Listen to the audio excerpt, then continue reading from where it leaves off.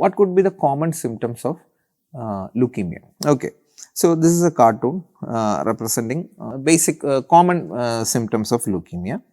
So, systemic there can be weight loss, fever, frequent infections. So, fever in a leukemic suspected patient, first and foremost is infection. Okay, because antibiotics, that shouldn't be any delay, antibiotics, and if not responding to antibiotic, you have to check for fungal infections and so on. And one important thing is that the disease itself can cause fever. Say in a ALL patient, the ALL that itself can cause fever because of the cytokine mediated fever, which is related to say leukocytosis and all.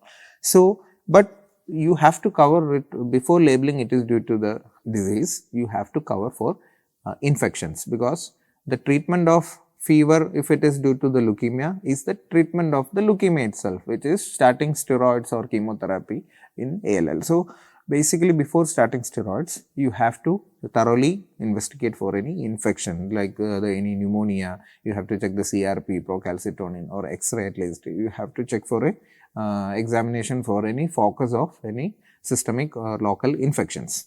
And as in this cartoon, lungs, you have to systemic examination, you have to look for any shortness of breath, any volume overload, any signs of infections, pneumonia, etc. Muscular, there will be fatigue, weaknesses and all, especially if we start steroids and all, then steroid which comes later. This is signs of leukemia I am saying now.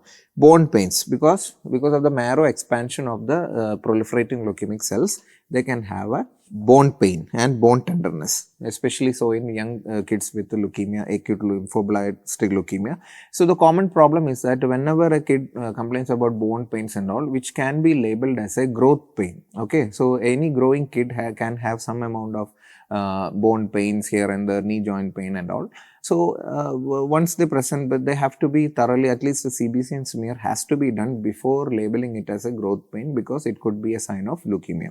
And psychological, there can be fatigue and loss of appetite because of the cytokine release and other anemia, that part and all. Okay, lymph nodes, you have to thoroughly examine for swelling in the neck, axilla, other general thorough examination for lymphadenopathy. So, our kid, the 6-year-old had lymphadenopathy and pallor.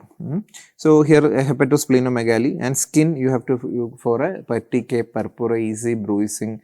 Okay, and so the indicates bleeding into skin or thrombocytopenia can present with this. Okay, so these are the general outlook, general examination of a leukemia suspected patient, and in addition to this, you have, as I said, you have to look for the testis and CNS involvement, especially in pediatric age group where lymphoid malignancies are more common. Okay.